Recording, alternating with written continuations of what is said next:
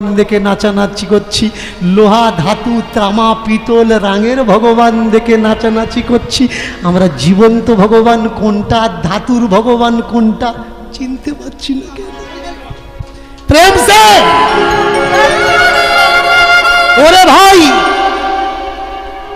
শোন, এই ভগবানটা তোর কাছে দেওয়া যাবে না, কারণ ভগবান যার যার হাতে যে যে দিয়েছে ও আর ফেরেনি, ও আর আসেনি, তাই আমি তোর হাতে দিতে পারবো না।